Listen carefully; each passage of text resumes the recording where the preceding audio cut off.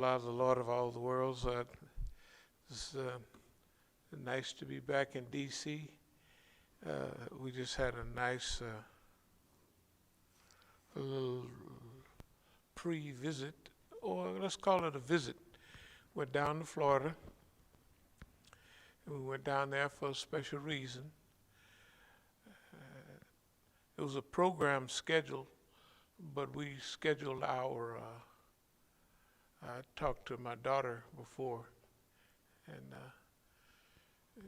she looked up the mileage, and she said, well, if you go one way, it's, I don't know, something like 1,200 miles.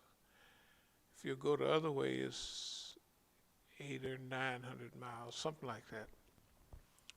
So I went the long way, and I went the long way on purpose, because technically I didn't want to speak to the people that I was scheduled to speak at. I wanted to go to one of the people down there, and I wanted to talk to them about something, which I did. Okay, these trips you learn a lot. Well, we talked a lot about what about HBCUs or something like that, historically black colleges and universities. We're definitely in a new stage, but the same pattern is developing. You know, the same pattern is developing, and we like it because we've seen it so many times that we don't even have to look to see it. You could feel it. You could.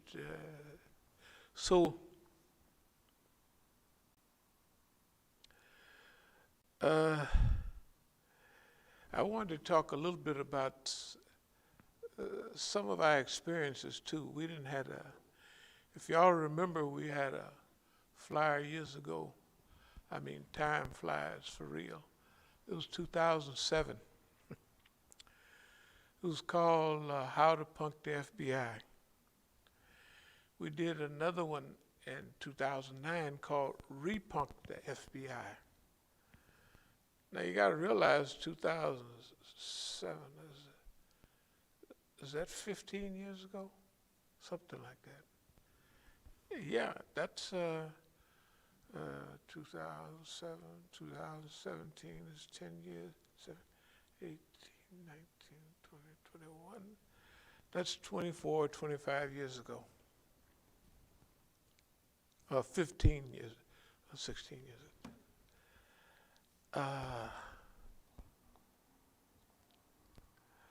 One of our messages, stop trying to copy the system. Stop trying to imitate the system in everything, even movement. The movement will determine you'll do something, then they'll do something, and then all of a sudden you'll find that you're imitating the system, or they'll be directing you. A perfect example is the FBI. We had a program called How to Punk the FBI. And I use that specifically for certain reasons. And they may not be apparent to everybody else, but the word punk, that it used to stand for us, it meant a sissy. Use sissy, use funnified. How to Punk the FBI related directly to J. Edgar Hoover. Now, everybody knows now from going to the movie that he was a cross-dresser. Yeah, he was a cross-dresser. He had the FBI beat up. I mean, just oppress what we call sissies at that time. Homosexuals, anybody was different. But he and his best friend, they had lunch together all the time. They was both sissies. And I remember Imam Jamil said something about it one time. I don't know where he ran across the information, but he talked about old Bad Breath, I think of his name. He was a senator at that time, a Southern senator, a Dixiecrat. And then he mentioned an old sissified J. Edgar Hoover. How he ran across information in those days is beyond me. Of course, he was correct.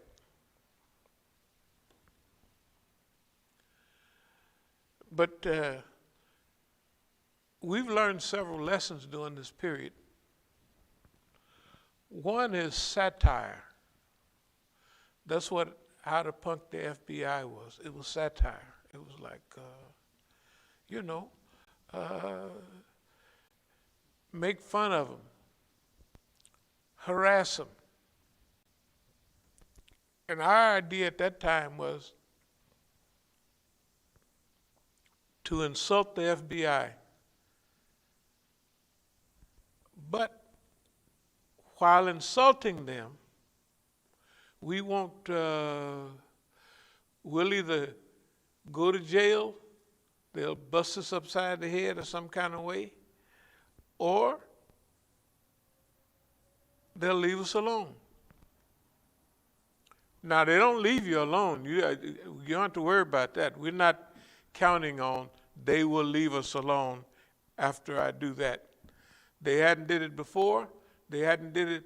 The only thing about the FBI was last year, I think one of the guys came by here, and he came by and visited you. He had a Korean guy with him. Did you see the Korean guy? Okay, right. So that was a pair. They always usually come in pairs. And he talked to me and he said, well, I don't think you should go out to Oakland, and this might happen and that might happen. And he's using my word, just do good deeds here. Just stay here. I told him, y'all FBI, y'all call out there, that's the city police, that's Oakland police. You call out there and tell them to leave me alone and to give us all our stuff back. You the FBI. That's what I was telling him. That's very close to what I told him. Back to the satire. Now the satire, remember, a supreme strategy is to do things that's unexpected, do things that the system is not prepared for. Maybe they don't even have a defense against it, except that defense would cause them to go overboard. Like overboard would be just mowing me down and shooting me and dragging me down the street and everybody. That would be overreaction. That's not beyond them. That technically is normal. You talking to us? You got to remember the arrogance of the FBI. You got to remember just the arrogance of J. Edgar Hoover. He's a cross-dresser. His friend that he have dinner with or lunch with is also funny as he could be, right? And he runs the FBI. I think his first case might have been,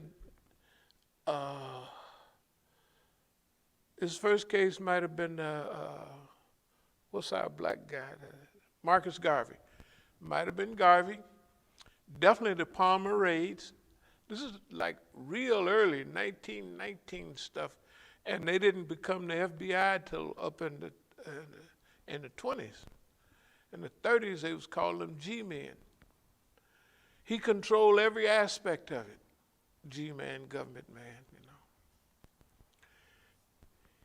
He built the FBI into a superior so-called crime-fighting machine.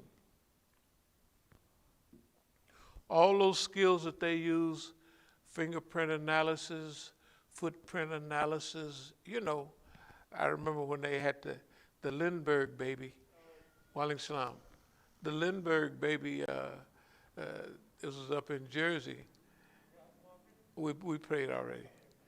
And then the FBI was asking them, did you do this? Did you do that? They said, no. You know, they hadn't developed real investigative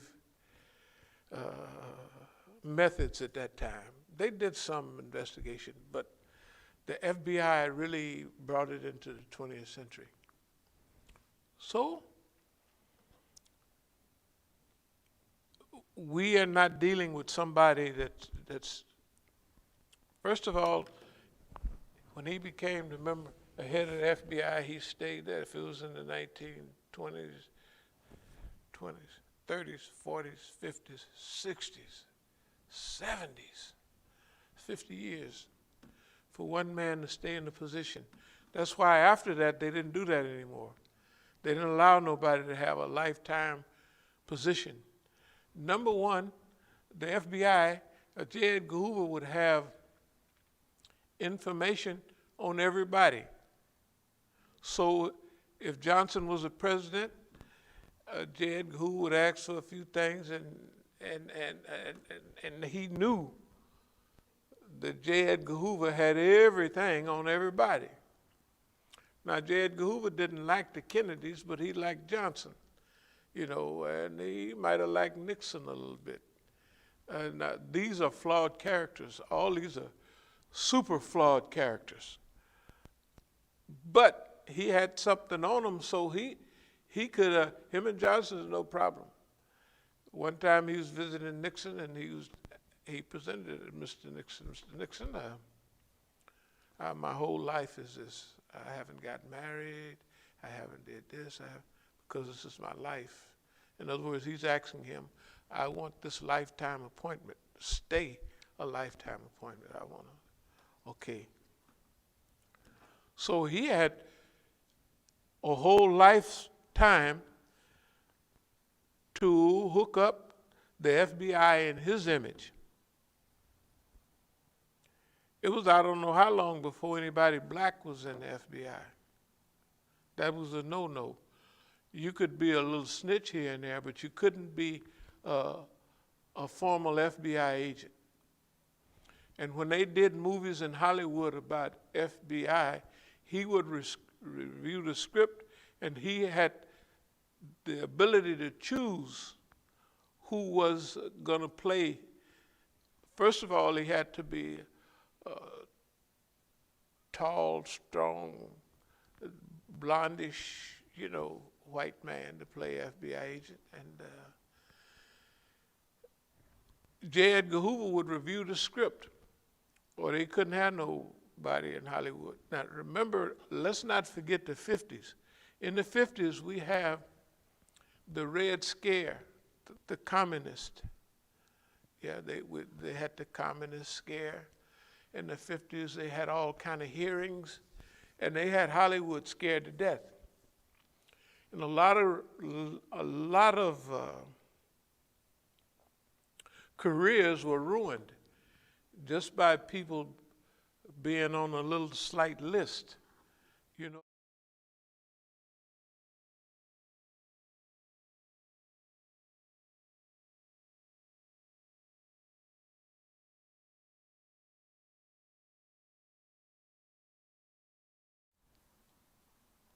And he was definitely a government snitch. Ronald Reagan. Yeah, old Ronnie. Ronnie was a tattletale. He was the president of the Screen Actors Guild. And he would be all these other, they was worried about communism. Reds. In Hollywood then is kind of like it is now. Except for John Wayne and a few more, Hollywood was liberal. Because see, in Hollywood, you work with all kind of people. So if you was Irish or something, you had to work with an Italian in making movies. And in the modern times, look at Hollywood. Hollywood is the most mixed, blazo. It's very few technical racist in Hollywood because they got to get along with all kind of people, right? It's just normal. In that environment, thrives on, first of all, most of the Hollywood actors were poor when they didn't start out rich, but they got big time. So they always had sympathies toward the people. You know, in other words, Hollywood, the people was everything to them, their fans, so to speak. So Hollywood then and now it's even more, that Hollywood is liberal. Some of the speeches we had, Susan Sarandon and others, you know, would speak at some of our programs, you know, big rallies, and she would sit there like right on the steps.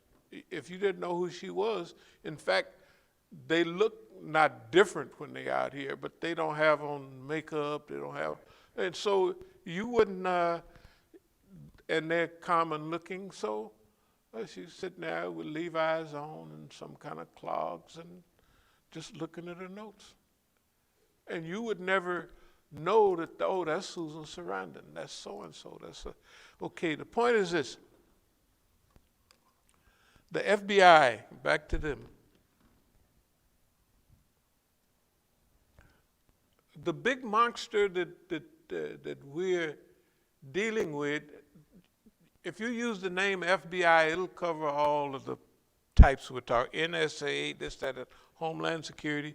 It covers all of them. So we're using them or that as a type of this system. So how to punk the FBI showed the world, and it worked for a while, that you're afraid of a myth. All the people around here, because on the front of the newspaper that they had at that time, it came out, you know, how to punk the FBI, and it had my picture on there and everything. And for a few days, a few weeks, it worked.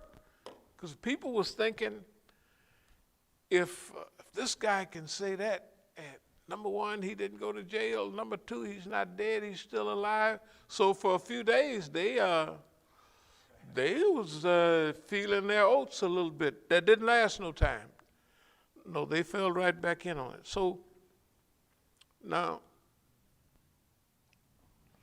if you look at that movie about Fred Hampton, this is 1969, we could see that Fred Hampton, Huey Newton, Bobby Seale, all the brothers and sisters was on their top 10 list.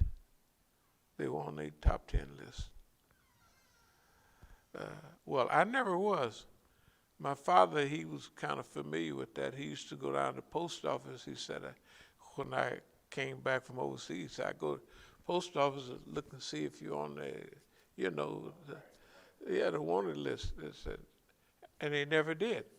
And I told him, I said, because I'm not wanted. I said, I'm not liked, but I'm not wanted. And then he told me something, well, you know, when you know too much, what happens to you? Because he come from that old gangster Negro world, that when you know too much, them white folks, you know, will get rid of you. Yeah, he was, so anyway, let's get back to, in 69, we have many things that happened, like they had all Bobby Dylan and all them people is jumping up and down. And then pretty soon, you know, they have that Stonewall thing. Stonewall, the gay bar in New York. They played it as though it was the white boys and white variations of humanity that caused most of the trouble. But it was the Negroes that put a freeze on the police, you know, the Negro, you know, and they're the ones that pushed that thing big. The white people took the credit up till a few years ago. But now, imagine Here's J. Edgar Hoover. He's a cross-dresser and anti-gay, anti-cross-dressing, anti-this, that, and other is big in the United States. And he's one of them. Technically, he's a leader, right? You got to first figure out or think about what kind of convoluted mentality he had to be able to do that, and what type of convoluted mentality would the people around them have, because him and his friend had lunch together every day, okay? And that's not something that you can super hide, you know, not for 50 years. Oh, he never got married. They'd be looking, well, he ain't got no girlfriend, he ain't got nothing. But he hates a certain kind of people. He hates manly people. He hates them. All the Black Panthers were manly. Even Martin Luther King, to stand up like that, J. Edgar Hoover told him, look, if you don't kill yourself, I'm going to put all this information out on you. Martin Luther King didn't. So all the people that were being assassinated during that period had some manly or sterling characteristics. They're not perfect. Remember, we're not looking for that period for perfect heroes like they were just all across the board. No. If you looked at the Panthers Party, they may shoot it out with the police, but they might chase girls all around the place all day long. And they don't see anything wrong with it. To them, there's no contradiction. But for movement, it's a strict contradiction. For me, looking at them, coming out of the game, I say, you can't do that and have no revolutionary movement. You can't do that. You can't do it. But they all tried, and that was one of the failures. In Algeria, Pete O'Neill told me in East Africa, he said it was PUSSY that got us put out of Algeria. Had nothing to do with Arabs didn't like blacks, none of that, what they was putting out. It was that. Okay, now, I want you to try to visualize a so-called frontline police state organization with a degenerate, a homosexual, a cross-dresser as the head of it, with all that power. And there's no check on it. There's no check on him. Okay. Now, can you imagine? It don't start new. It's been going on. First of all, we got to get rid of Marcus Garvey. And they set him up. They did. They just set him up. He didn't do nothing wrong. Set him up, got rid of him. Sure, they got Al Capone a little bit later, but it wasn't no big deal. But when they needed the Italians to go against Mussolini, they would let them Italians out of prison, Lucky Luciano and all of them, to go over there. Because, see, the Italians here was anti-Mussolini. They're anti-Mussolini, okay? They speak the language, they do everything, so they can go over there and subvert, long as they can do their crime.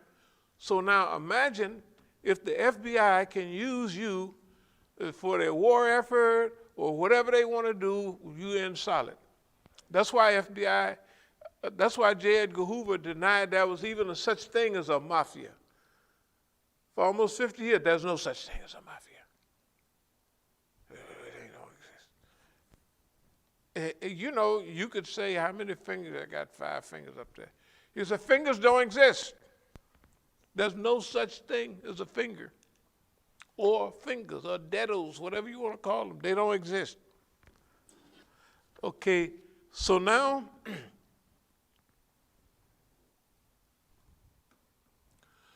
we're dealing a lot with J. Edgar Hoover was specific also about image. Remember we talked about if you were the FBI agent, when they played an FBI agent in the movies, J. Edgar Hoover would oversee the dialogue. And he would have some choice to pick the person that's going to play an FBI agent. So that's what they're giving him. They're giving him that. Okay. So that means the FBI is always going to be portrayed as is worse than the Mountie always gets his man. The FBI always going to win.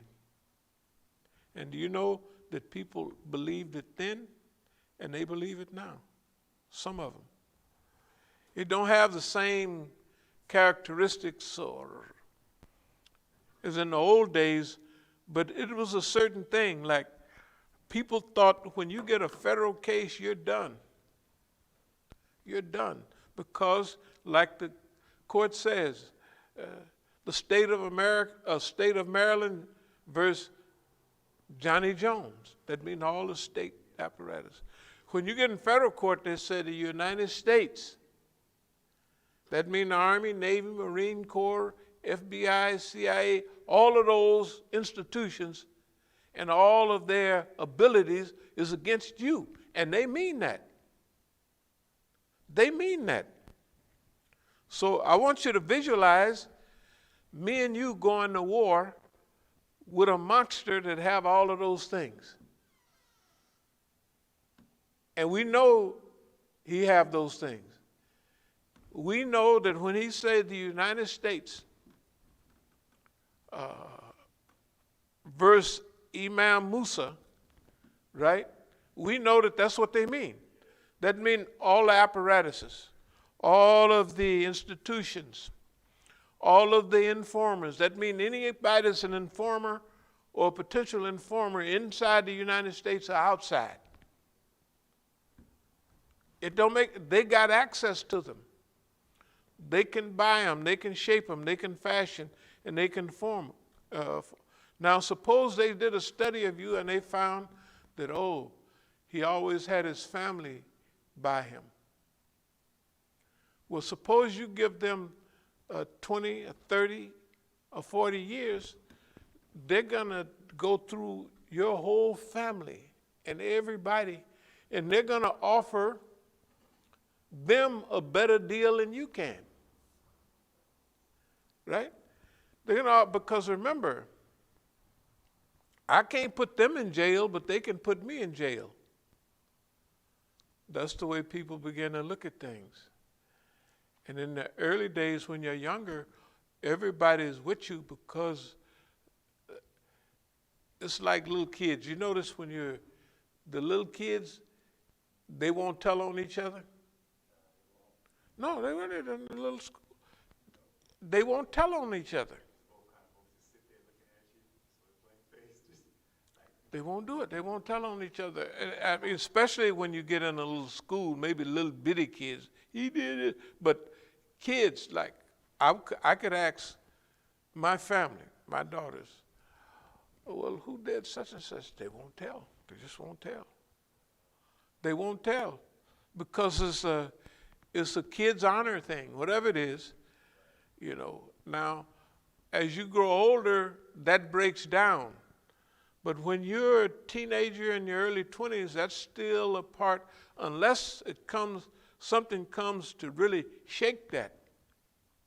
You'll maintain that. When I say shake that, that means when something comes, somebody comes and challenges that. Somebody comes and offers you a lot of money. Somebody wears you down over a long period of time. Like if you see, my great nephew called me the other day, ready to roll again. Oh yeah, just ready to roll. And he's giving me a rendition of why he slowed down at that time. Well, I'd already told somebody, everybody here, that boss man is going to do that to them. We keep doing this, and that's what they did. And he pulled back. Why he pulled back? I ain't got nothing to give him right now. But if he wanted to do big shows, he might have been groomed decades ago. Because he's getting in the videos, he's doing this little stuff like that. So when he gets into it, suppose his first thing is Keisha Cole or something like that, where he got to go down to Atlanta and he's got to do a big production. Keisha Cole, the Negro lady from Oakland. I don't know if you ever heard. You ever? Okay. Okay, he was doing, that's what he did. Okay. We could know they setting him up because he would come down to LA to, he wanted to do a special on me. Just all of a sudden. This is, let's just say 20 years ago.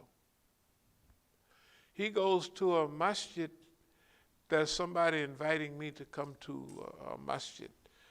And I say, come on out. These are Iranians and Iraqis. This is a Shia community in LA. I'm well known with them. And I go out there and he sees how they're treating me. And he's getting up on all of this. And so after it's over, him and his wife-to-be, they checking all this out. How can a Negro have this much? Well, they had already told him that that's who I am. So every now and then he's coming back to, well, I want to do something on you, you know. And I just, you know, because I know they done, you could tell when they done got to him. And remember, that's not bad. Well, why is it not bad if all of them are tattletales? If they done went to your whole family, your nieces, nephews, sons, and daughters, and they manage them up to today. Up to today, they manage their behavior in relation to you. And they know what they're doing because they're going to tell each one the thing that if it's your sons, they just put them in jail till they break down. So after 15 years of going in and out of jail, and they know it, and the police is always asking them about you, well, they know what it is. Okay. Then you hint to them, might as well you can't do nothing to me. So I would let them know, go on and cooperate. Hey, spend the rest of your life in prison because you're not going to do right. And they know you're not going to do right, so you're going to spend the rest of your life in prison. When they started cooperating, they started doing less time in prison. And now they out, they can do what they, long as what they tear up is mine. If it's my house and they just snatch everything off the walls and almost set it on fire. But they can stay out. They can stay out. Okay? My daughters, their mother is going to tell them. At every movie they see, everything they study, it says, if the FBI don't like your daddy, they're going to kill him. And it makes sense. One of my best friends here, well, a nice brother, he just wanted to pass something on. He's active here. He just said, Imam Musa, if you were to have 200,000 followers, the system would kill you. And then just go on about our business like you never heard it. He was right at that time. He was right, you know. Unless his rendition, that's his picture. But remember, all of those things that seem terrible, they're a blessing. If you use them correctly. Number one, if all your family is snitches, they can't do nothing to you because they signed on to keep you under control. Don't worry. He's going to have enough money. He's going to be, but look who he's around. Why, those people are, and they're Negroes. Some of them go to church. They got, boss man said, look at those people, and they see, well, he's speaking all the time, Well, he's speaking with them. They don't have no special information about those people. And they almost have an American view of what they say they are. Why, those are Iranians, right? And then you take them to a few programs and they in there talking about Mug Bug America, Mug Bug America, right? That to America. They look like, and then they say, yeah, that's the way they look on TV. And that's what the white man said he do, right? So for them, you want to keep your uncle alive? Want to keep your uncle alive? Shoot, help us keep him. See, the other guys, you know, they playing good cop, bad cop. The other guys, the other agents, they want to kill him.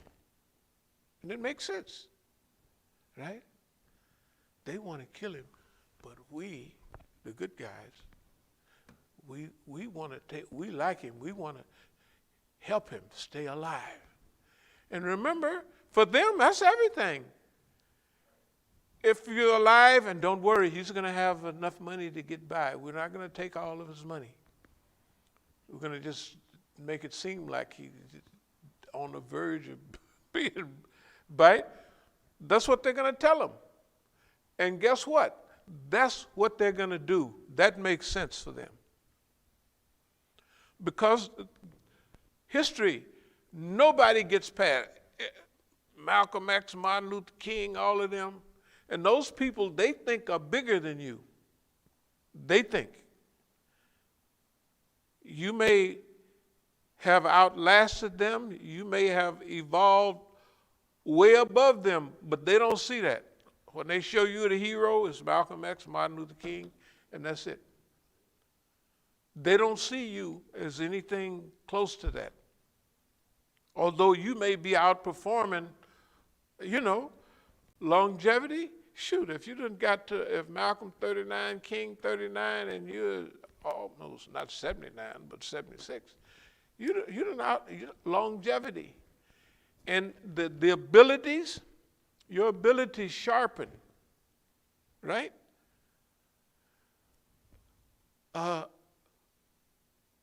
King was at the end of his line as far as what to do.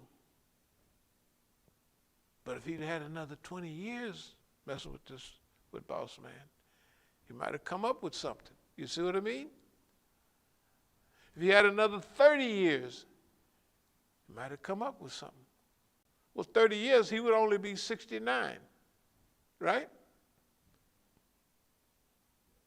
That's only, he'd be younger than me. If he had another 30 years, I want you to try to imagine if you're constantly tasseling, hustling with Boss Man, and Boss Man just about gets rid of everybody else, but some kind of way you wasn't there that day, or you went down to, it's like I was saying, they get back there ready to bust you upside the head with a bat, and oh, my shoe's untied. And you bend down to tie your shoe, right? And the bat swoops over your head. It's like a cartoon, the refrigerator's falling out of a 10-story building, and here it comes, and you just happen to stop and look over there for a minute, and the refrigerator hits right there in front of you. You've seen that in cartoons. That's the way life has been for me. It's been like that all the time. It's been like that. It's like that now. It's like that now. It's been like that. So after a while, other people do not get that benefit, and they don't get longevity to last a long time. You know why the black movement was not successful here in America? No longevity. You know why the Chinese Revolution was successful? Shoot, it started in the 20s. They had a long march in the 30s. They had to participate in World War II, and they had a civil war in the late 40s, and by 1949, they became the Republic of China. They had all of those years. Negro didn't get that shot. Even in Cuba, they made a mistake, and then they did a little time in jail, then they come out. Then They started tussling and they went to the Sierra Madres. You know, Fidel Castro, the mountains. Yeah. Okay. So we had time. We never got no time. When we started this stage, of the last stage of the so-called freedom movement, freedom rides in 61, 62, right? 63 demonstrations, this, that, another, Selma, all of that stuff, right? 65, so-called Watts Rebellion, a little bit in New York in 64, but the Watts Rebellion, and there was a long, hot summer every year up until 69. It was a long, hot summer every year up to 69. But by 69, they got this boy, they got it in shape. They done already, by 69, they're destroying every Panther Party. They done destroyed all the other black movements. They done scared everybody, scared the pants off of most of the people. Although the people saw themselves dying and dying and dying, that the people didn't have no time to learn how to rebel. The first one, they just took them off and put them in jail and put them under so much pressure. I wish you could imagine the amount of pressure. The brothers and sisters, or those old trials, every time you look on TV, it's a trial, a new trial, or the Panther office got raided. It's no joke when I was saying that I changed to a disguise in 68. Remember that Black Panther look, that stuff that I would have with the Black Panther look?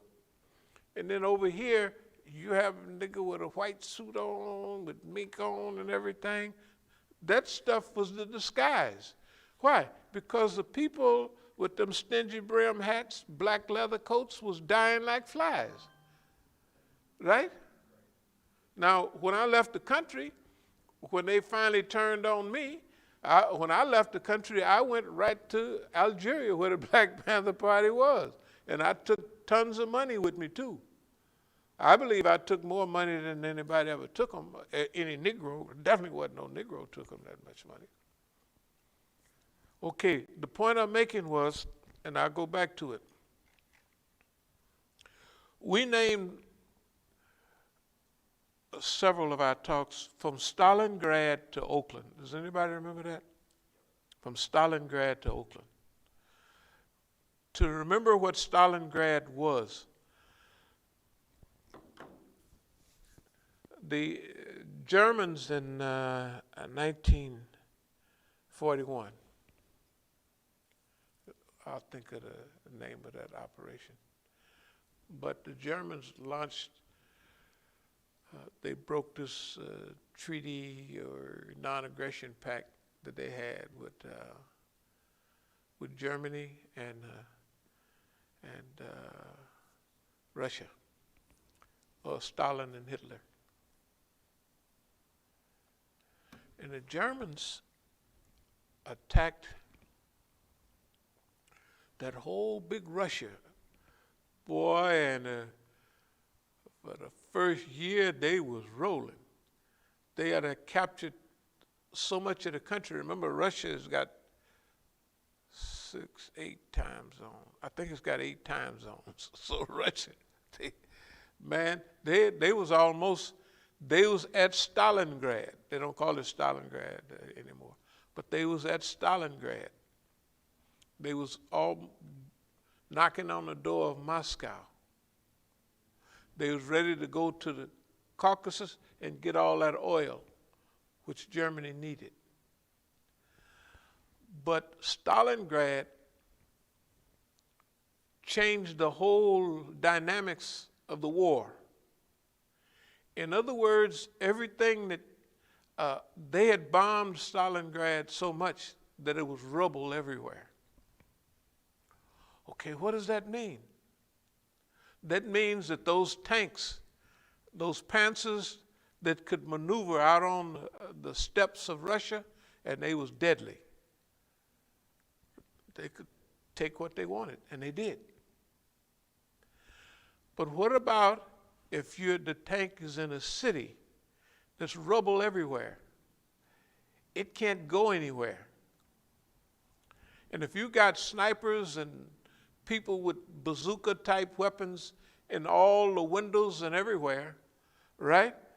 You can run up next to it, and because the tank cannot shoot on each side, right? It could shoot in the front, and those buildings, it can't shoot way up there. You can't shoot up there. You can't shoot right over there, and it may shoot right like that, maybe, but it can't shoot up there in those buildings. It was tailor-made to destroy the German army. And the German army got to Stalingrad, and they started having face-to-face combat. Then the Russians brought out snipers, and they started sniping them. And pretty soon, that's 1942. By the end of 1942, started at 41. By the end of 1942, the German army is defeated almost. So by 1943, the early part, let's turn it another way.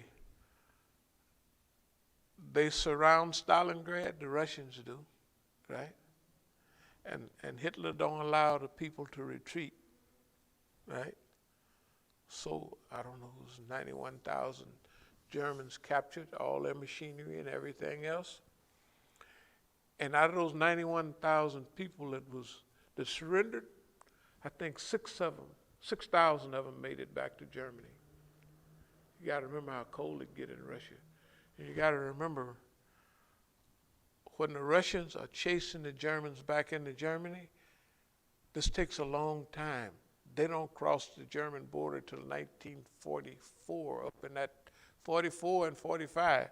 The Germans are defensive all of that way. And what are the Russians doing? They're crossing territory that the Germans have destroyed. They done killed old women, children, everybody. They done destroyed it. And the more the Germans run, the madder and more determined the Russians are getting. The Russians call that the Great Patriotic War. The Americans, you know what? They don't even mention that much. They mention a little bit now. You know what they mention? D-Day. You know when D-Day comes, June 6, 1944, the war is almost won. By June 1944, the war is going to be over in Europe in less than a year after that, right? The Germans are whipped by the Russians. 5 out of 6 Germans that was killed by Russians in the whole war. 5 out of 6 Germans that was killed in the war was killed by Russians. But you hear about D-Day. They had the longest day. They have all those programs, John Wayne, right? Yeah, Hollywood, man. Hollywood just... It rewrote history. and it rewrites history now. And if we don't fight this one right, we'll be rewritten. If we follow the script they got in mind, that's why our script is different. We wrote our own script from studying history, from getting an understanding of it. That might be why we're the only ones fighting. There ain't nobody else doing nothing in America. Nobody that I know of, I just can't find them. They probably here. But I can't find them, They're standing up to the United States government. They're sticking it in his face. Just having these programs. J. Edgar Hoover is a punk, was a punk and a coward. And he was. He was a sissy. He was a homosexual. He was a cross-dresser. And so was his deputy. They hung out together. All right? So now, that's why on How to Punk the FBI, we would say how to bring the sissy out of your local Think about it. That's what we've been hitting at all the time. That's deep. I didn't even... No, okay. All of these things have stage 1, stage 2 development. Why? Because this is protracted. We're not in a hurry. Why you think we can do? Now, let me try to get back in focus. All the way down on the trip to Florida last week, I'm going over what we're dealing with now. And this is way up in stages. We're way up there in stage after stage. But you got to think about this now. We're here, although we may be isolated from the country and people have their eye on us. And people are encountering us. Okay. Whether they know it or not, they're learning things from us. Okay. There's a tipping time. And that tipping time is coming close. A tipping time when boss man is not as bad as they thought he was, right? And he has chinks in his armor, right? You can see all of that now. The big American system. Donald Trump did a great job. He exposed the American weaknesses, right? And they brought white people to come here. Suppose somebody would have had some niggas here talking about the attack the Congress, black lives, right? Where would they be? Where would they be? I'm just asking you. Would they have excuses? We didn't know what to do. We didn't. Oh, no. There's one thing. Here's what you do with niggas. Shoot. Right? You don't have to ask no questions. What the white folks say, shoot first and ask questions later, right? If it was Negroes down at the White House, right? Them Negroes down there at the Capitol Police would have knew what to do. Well, it was so much confusion. If it was niggas, it wouldn't be no confusion. Tell the truth. If it was Negroes, it would be no confusion. When Billie Holiday in 1939 sang Strange Fruit, the FBI hated it, right? It was a racial. Why was everything so racial? And is niggas hanging on trees? It was anti-American. Why do you think Billie Holiday had so much trouble? From the federal government, not the state government of New York, from the federal government. Strange fruit. Okay, so what we want to do, not what we want to do, but what we are doing, we're in a transgenerational war against the system. And we want to win that war for the sake of America and American people. We want to win that war because the one that we're struggling against is not good. Simple as that, just not good, right? They're bad. They're bad to everybody. Anybody they can get away with, they're bad. Don't make no difference whether you're Indian, Mexican, it has no difference. Poor whites. Why was Brother Fred Hampton so dangerous? Rainbow Coalition, white people. You heard the Rainbow Coalition? Where do you think it came from? What did they had you think it was Jesse Jackson, right? Jesse Jackson is one of the biggest criminals in the United States. He plagiarized everything. When Dr. King was shot, he comes up with his shirt, his blood-soaked shirt. He moves directly to Chicago because Dr. King was in Chicago in 1968. When Fred Hampton was martyred, Dr. King had came there and he was there. Fred Hampton was one of the first ones to get along well with white people, to make them a part of that we're all in this together. Now in Oakland, San Francisco, that was true too. The white radicals and, and us, let's say, we were in it after a while, we were in it together. One thing, after Kent State, though, that's 1970, they killed them 4 white students, Kent State in Ohio. You know what they said? Well, look like you guys got a hard fight. All of a sudden, they started cutting their hair off, that long hair. And they said it, you guys got a big fight.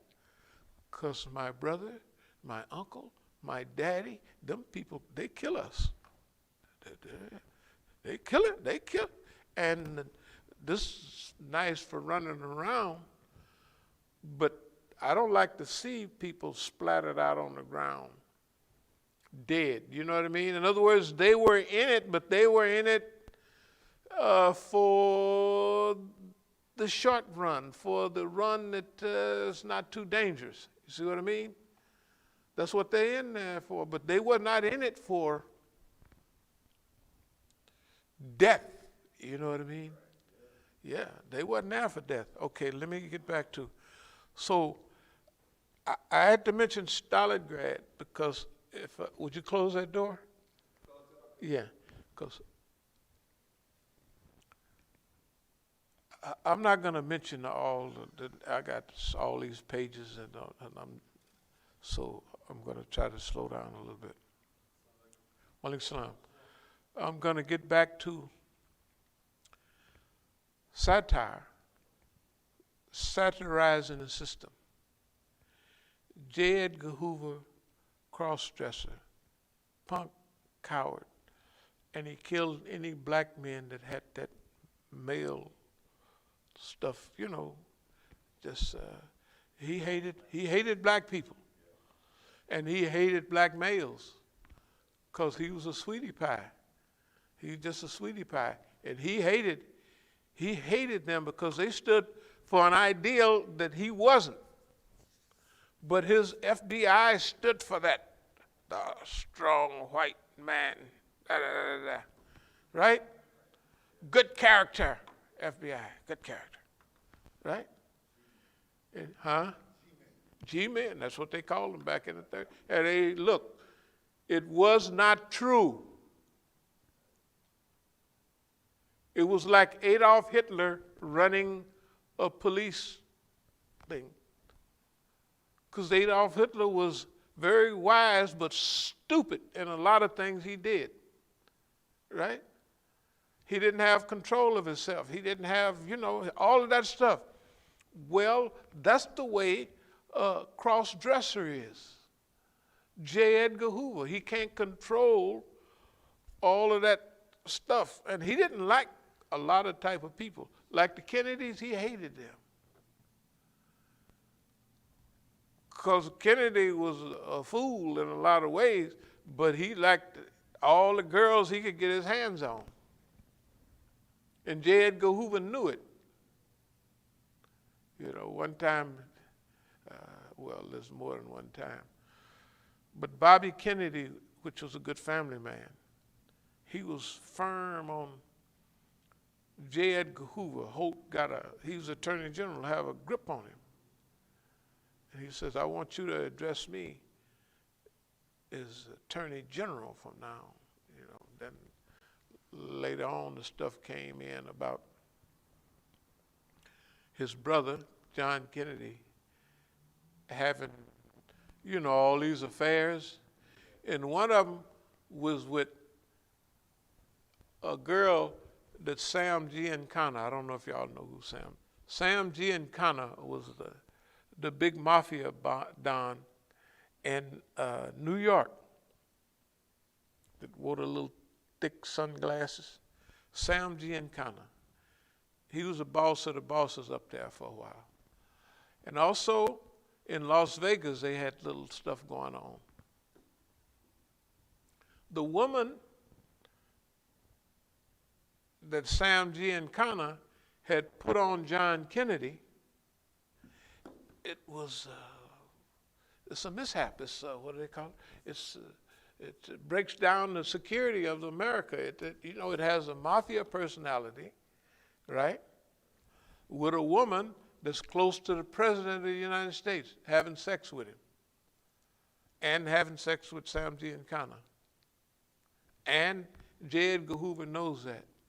So he passes the information to Bobby Kennedy, his brother, who's Attorney General. He says, and here you go, General, that's your brother, So anyway, J. Edgar Hoover had stuff on everybody because he was in pocket for 50 years. He was anti-black. The first person he got rid of was Marcus Garvey. All the rest of you could see how he was so vicious on black people because he was a racist, convoluted sissy with all that stuff screwing up in his head, right? And he was that. That's what he was. Now they show it to you on the movies. That's what he was. Now, we had to get through all of that, but we didn't have a long time. That's why we talk about longevity. We're here right now,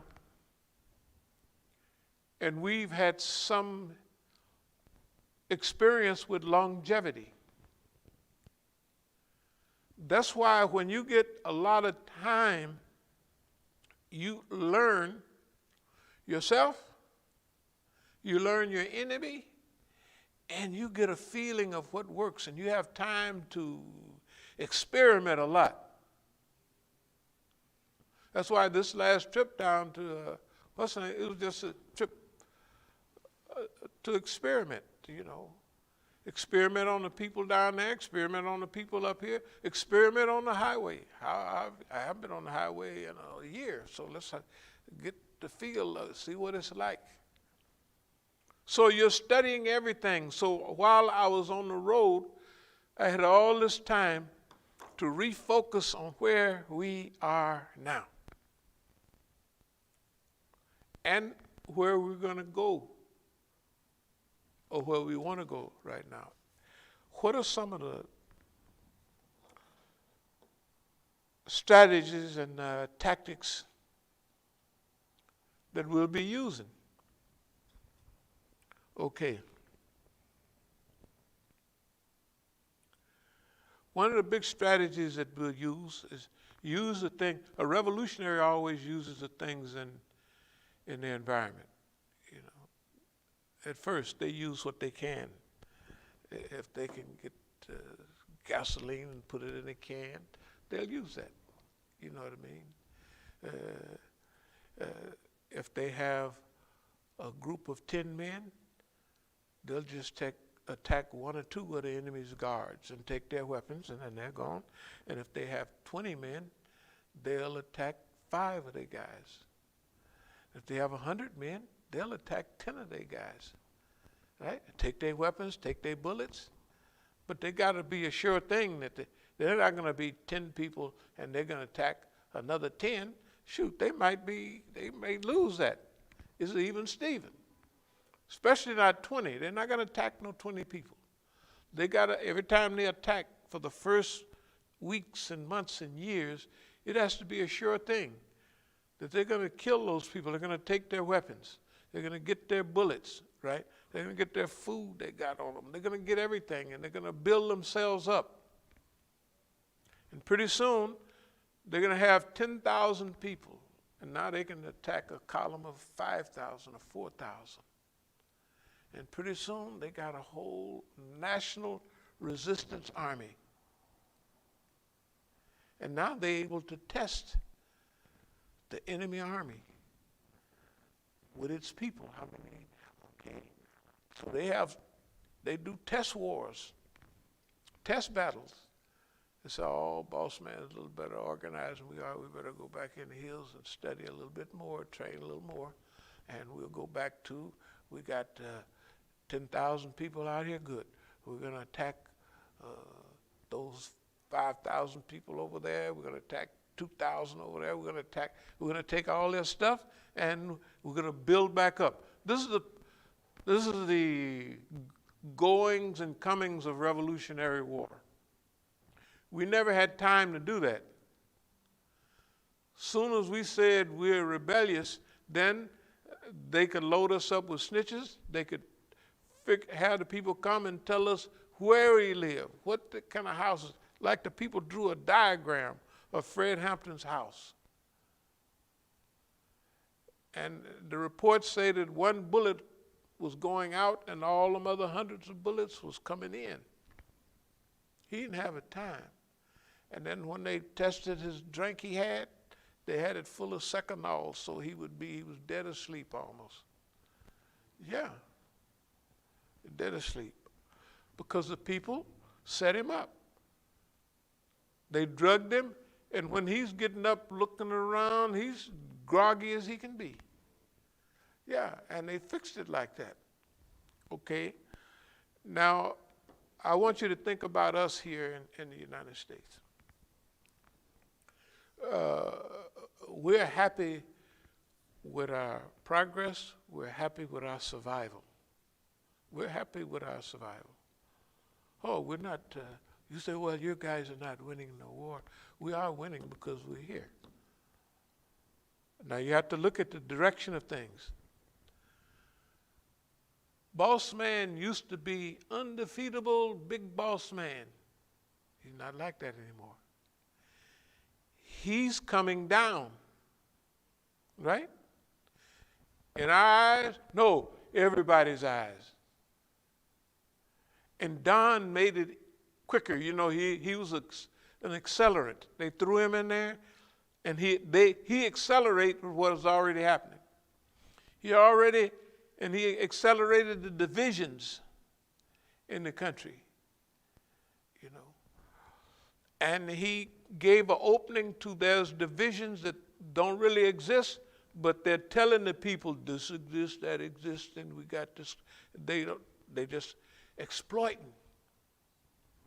Okay.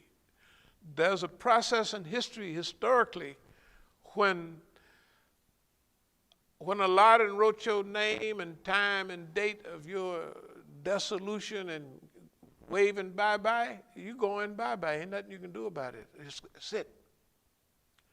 What's wrong then? Our people don't have enough confidence yet to feel the way that we do. Okay, but give it a little time. Remember, we're on a new verge. Like, black people see things different now. They said, well, nothing works. That stuff don't work. Black Lives Matter, it don't work. They just kill us whenever they want. And everybody knows that, okay? So now, you're getting a group of black people, and they're trying to steal thunder. They'll put, who's the vice president woman, whatever her name is, the police woman, Kamala Harris. You ought to see, they talk about she was a this or that in California. That girl was a district attorney in California, and when she became the state attorney general, whatever they call it, she's the one that wanted to put on the books a new law that if children didn't go to school, the parents are going to go to jail. Anybody remember that? Yeah. And now she's such a great liberal. I said, well, who really ain't going to school? It's going to be Negro children, of course. So you're going to put all the Negro mamas in jail because they're meat-headed 16 or 7-year-old kid that weighs 300 pounds now out in California. You can't make him go to school. They can't make him go to school. But they're going to put you in jail, so you're going to lose your job, driver's license, right? That lady is a dictator. And look how they done changed oh, this is the nicest lady I've ever seen, right? They don't talk about that. That actually happened not long ago, right? So what I'm telling you is we're a special unit here. What makes us special is we're technically for everybody.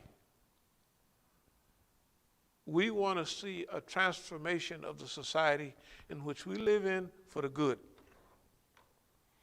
We want things that take Islamic tone and all that, but we want America the good. Now, that's hard to say it and with what we know about America the good. That's what we want. We don't want America the great. We didn't have enough of that, right? It's never been great, and it's never been good. It's never been good. That's what we want, America the good. Okay, let me get back to what America is like right now. You know those baboons that have a big red behind? Yeah, this is America now. They strolling along with their butt up in the air. And everybody, to the baboon, that's the way I am. To America, this is the way we are. We're freedom, justice. But now, the people don't believe that no more. And they got to get, boy, you talking about trillions and trillions of dollars. Look at them going into debt, and getting bigger and bigger. Right? You think that that's not going to catch up with them? They think that. They think, oh, the reason 2007 and 8 was so bad is because we didn't use our, whatever they call it, our banking thing correctly. That's what they think. Okay. We done talked about it many times. Just slow down a minute. Other people are getting big, and they don't like the way America been doing. The discussion is already going around about the Yuan, the Chinese currency. And they picking on China. And China technically is bigger than them right now. See, everything China got is better than here. Yeah, you get on that old train, it takes 4 or 5 hours to go up to New York. It would take you 30 minutes on one of them 200 mile an hour, 250 mile an hour bullet trains. Zoop! People don't even have to fly around China. They just get on that train, you know, because millions of them go home for the holidays. They just load up on that train and zoop, and that boy is gone. You see what I mean? Infrastructure, bridges are falling down in America. America is Rome in the year 400 or something like that.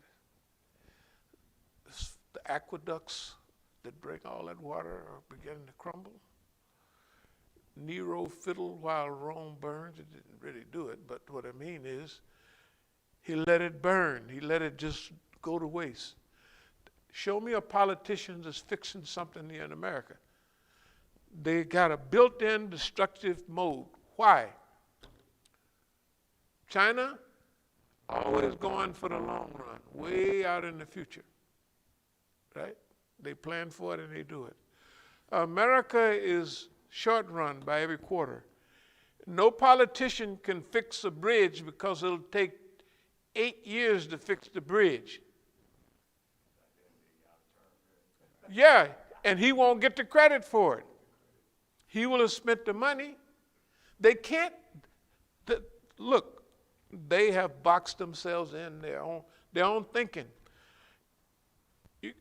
A company has got to get dividends to the people every quarter. Every quarter. They can't make long-range investments. They can't. Because the people say, I ain't getting no money back. So if you buy up all of these companies, you have to sell off this, sell off that, sell it off, right? And give the people that invested some money so they'll keep investing. On borrowing money. You can borrow money only so long till somebody gonna ask for it back, or they're gonna change currency. Suppose everybody is borrowing dollars. Suppose the international currency is dollars. That means if I know between Uruguay, Brazil, if I know all the dope dealers in Colombia are going to collect their money in dollars, that's billions of dollars. How you know that? And it was over 20 years ago. Escobar told the Colombian government, if you take our government out of this, where they can grab you and take you back to the U.S., that part of the treaty, we'll pay off the foreign debt. You know how much the foreign debt was? $4.5 billion. That means dope dealers can pay off your foreign debt just by having taken that out of the treaty, where you can't come and get me and take me to a U.S. prison, like they do Chapo and all them guys, right? Because see, down there, when what's-her-name was in prison, anybody in prison down there, and they got that much money, first of all, in the prison, they probably have a few billion dollars. They got waterfalls. They got, they're not in prison. They're just living on another part of their ranch, right? Okay. So if they put them in the U.S. prison, they're going to be in the U.S. penitentiary. But here's the thing. Down there, they save money in U.S. dollars. Everybody do. What about, now they estimate, okay, the drug dealers are putting down there, they've got $50 billion out there. Or maybe $1 trillion with all of them in Mexico and all that. So that's other money they can print, because that money is out of circulation, right? All they're going to do is send dope up here, and they're going to collect all that money and send it back down there, and it's going to build up and up and up. The more money they take down there, the more money they can print here, because that money is out of circulation. You see what I mean? Yeah, it's out of circulation. And remember, they're always talking about billions, whether it's for the Mexican dope dealers. It don't make no difference. Whoever it is down there, it's all up in the billions, right? Okay, so do they like that? Yes. Why? Because we can print more billions here. Yeah. The more they take down there, the more they can print here. Americans don't know that. They have no idea. But what about in a little while, when they start, when China changes the currency, China, Russia, all of them, Iran, they all gonna do something different, because they don't like the way they're being treated by America, right? When they change the currency, then from the international currency, see right now, if you have, the United States can cut off your trade, do this and do that, sanction you, everything, because everything is in U.S. dollars. So if you do that with Iran, our U.S. bank is not going to do business with you. But when they stop using U.S. currency and use Chinese currency or a combination of currencies, what's going to happen with U.S. currency? Not only is it going to collapse, I mean bad collapse, but everybody around the world is going to want the value of the currency. Remember, everybody in the world saves. And I would say 80, 90% of the people save in U.S. currency, whether they're in Russia, whatever they are.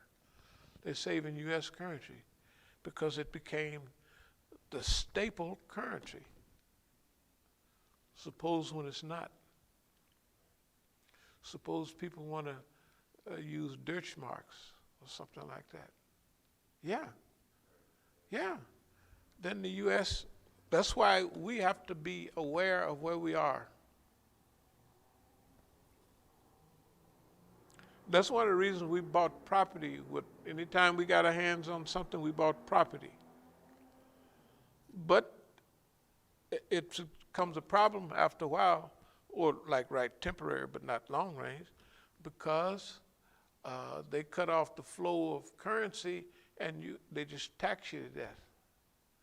Like right now, we'll be paying $9,000 or $10,000.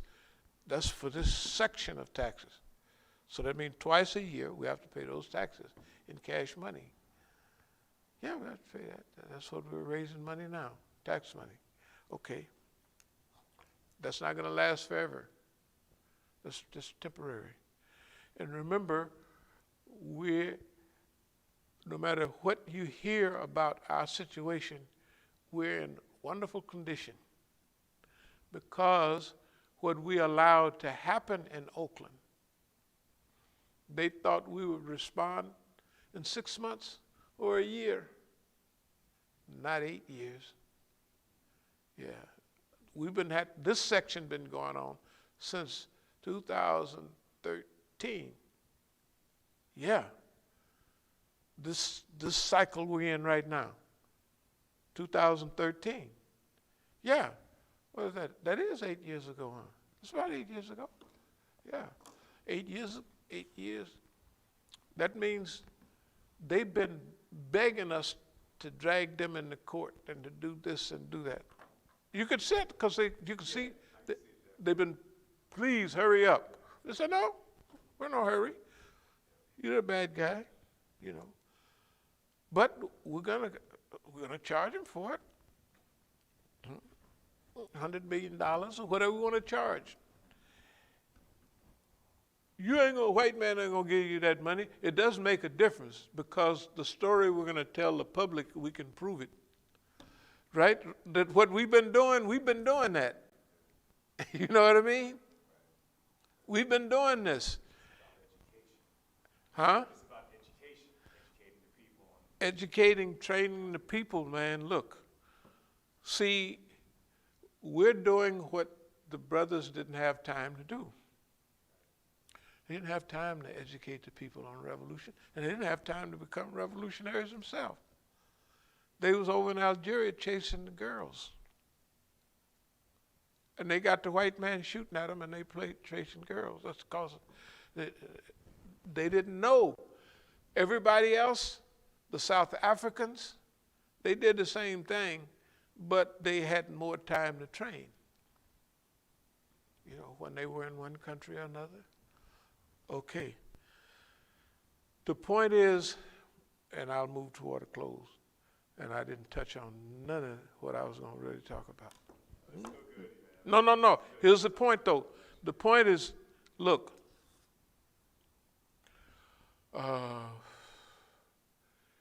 we're not doing too bad. But the best is yet to come. The most is yet to come. See, in a little while, we're going to have to take what we've been hearing and doing and actually use it. Yeah, actually use it.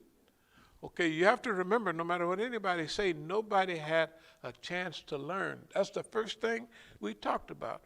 Protracted struggle over a long period of time. Why? Because the Negro didn't get a chance to study all the successful revolutions. They had time to study. They'd lose people and build them back, or they'd hide in the bushes. You couldn't hide in the bushes in the United States, because if you was hiding somewhere, another Negro would be down there at the office. Boss man, Johnny Boy is over there. I saw him yesterday. And if you just take this little case off me, or give me a basket of fruit or bananas, right? Right? Yeah, literally nothing. He got a case for jaywalking. Boss man, you take that off my paperwork. Then I know what a nigga is. The African is my cousin. Boss man, you know that's my cousin. Shoot, I knew that we grew up together. Just because he's down the street, turn left and then turn right and then circle around, he's right there in that garage. That's where he's at, hiding right now. Got a bunk bed, a refrigerator. The nigga living good over there, boss man. And thank you for taking a $2 case off of me that I give up a revolutionary is trying to rescue the world for $2. It's common. Well, Judas, 30 pieces of silver. The Negro, same thing. Same stuff. History doesn't alter that much. If you put situations together, they come out similar. That's where we are now. Instead of we being on the defensive, we're on the offensive at all times. We do stuff, and we just went down to Florida. We just went down there to just talk with the people. You could imagine where the people was from. We took the long way. You could ask my daughter. She said that going this way is 1,000 miles. This way is 900, and this way, the way I went, it was 1,200 or 1,300 miles. A lot longer. I went that way, the longest way, but I came back the short way. It didn't take me no time to come back. I just jumped on the highway, zoop. I was resting at the rest area over there in Virginia the other day, just like that. But going down one after another, and I done been all each way. I done been those ways a lot, but I didn't want to get there during the program. I wanted to get there after the program, so I didn't have to talk to all them people because I didn't want to put up with what they was. Oh, nicey, ma'am, you just, well, if I'm so nice, why don't y'all help a little bit? You know what I mean? Instead of calling me down here to boost you up. You know what I mean? In other words, we don't hold that against nobody, but we know who we've been dealing with. We know who we've been dealing with. And anyway, let me wrap this up. So now all the people,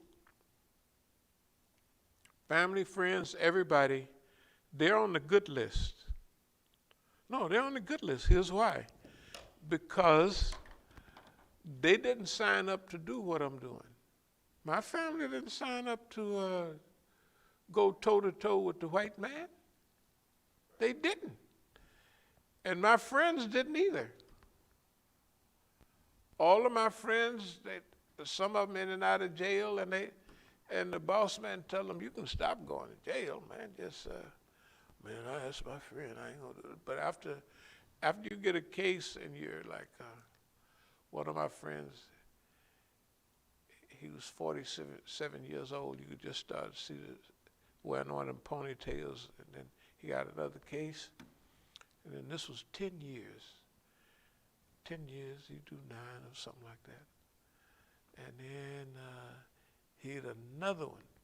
Like, say right now, if he's 80 years old, right? Well, when he's 65 years old and he get one of them heavy cases, now it's different. You're not going to get out for anything, you know. So he had said, the government said, just, that's your homeboy there. At first he said, I ain't going to do that. But at a certain time, you're sitting there looking at the last days you got, you're going to be in the prison. And who knows the way they got him? He got 9 or 10 kilos of fresh cocaine. And he wouldn't give up, because I'm telling him, if we in the pen 40 years ago or more, and I'm saying, okay, you're getting a little older now, you know.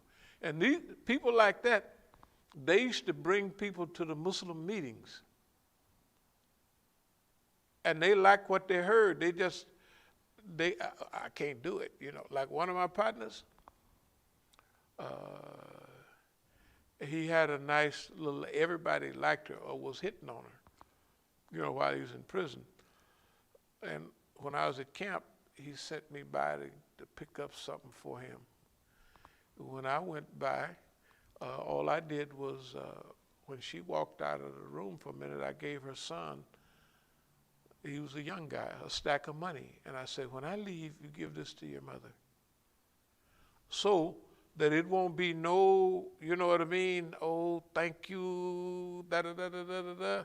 When all his other friends, she's one of the nice, tender cutie pie, they was always hitting on her. They was hitting on her when I was out, and all the niggas in Oakland, I said, man, and they was his friends. not that that's low down, because that's what niggas do, the Negro do. So, in the final conclusion, he used to bring people to the classes that we used to have, you know. Because when I was in prison at the camp, it was white folks there that had big businesses and everything. And so I would have them come to the Tuesday night meeting to teach about loans, to teach about how to conceal your money, you know. Because the niggas, they had all their money that right there sitting on the desk. Or like one of my friends, this guy, he came out of a 1940s, you know, when you go behind a picture and it's a safe back there. When, this is a true story, it ain't no lie.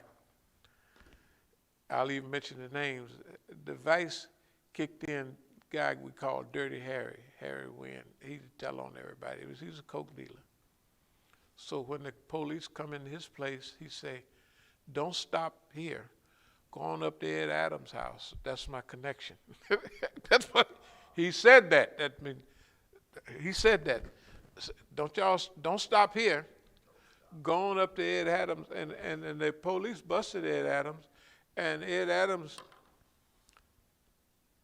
you won't believe it. He had a picture on the wall, and behind the wall was a safe. And in the safe was where he kept all his dope. And the police walked right up there and pulled the picture back, said, "Go on, open this up." And it caught him at a bad time because he was getting older. He was older than we was. And he didn't live long after that. He died. I tried to help him, you know, with now it would be considered, a lot of money. Shoot, back in the early 70s, that was a lot of money. You know, $12,000 in those days, you could buy a house with $12,000. Believe it or not, like all these, well, in the 50s, they was 10,000, then they went up to 20,000, but they were still around, and that you could buy. Anyway, so some of the lessons we learned was 95% of ability is stickability, to be able to hold on a long period of time. And are we crumbling and crackling and falling apart? No, they are. We got to look at it. All we got to do is keep our little property, get some marshmallows if we want to, and just roast marshmallows. If we roast them long enough, they're going to fall. Okay? But that's why now, originally we was going to talk about dealing with black colleges and visiting our friends and helping them understand where we are now. Why would we go to black colleges? Number one, the black youth in them colleges is the only safe haven. If they out here on the street, they going to be in jail or using dope, right? So the only, of course they drank a lot and do stuff like that, but still the only semi-clear-minded black young people are in them HBCUs. So we have to take the late movie Fred Hampton and a lot of our information, and teach it to them. Is it pertinent information? Yes. Black Lives Matter, they're slaughtering black people like dogs right now. Yeah. So this is not old information, but we have to go through Martin Luther King and all that stuff up to what to do today. You see the trick that they use to keep their mind back at Martin Luther King, Malcolm X, right? Nothing new. Malcolm X, Martin Luther King. If it's new, anything new, Black Lives Matter, you see that Black Lives Matter people wasn't talking about nothing. We was out there with them. They only started talking about what we was talking about 2-3 weeks ago. And it wasn't Black Lives Matter, it's black, brown, white, everybody out there matters, right? Nothing focused, all scatterbrained. Everything arranged by the government. All the fights, all the arguments. We could see it when we had our camera, right? We could see it, we could predict it. All planned. Okay, now we have the patterns of the government in real time. Now we can teach it to those group of people who are likely to survive what we're dealing with now. They got a chance to survive. Our children who are in the universities and the best chance, go ahead and give it to them. So we done dedicated at least 10 years to black colleges. And we have to teach and train. This is not King's time, it's not Malcolm X's time. This is the time. Who got the knowledge to teach them? We do. Nobody else. All them fast-talking Negroes, they're not telling our children anything. They sitting up there, I got their names right here, with foreigners and everybody else, and ain't telling nobody nothing, right? And anyway, so, I'll close for now.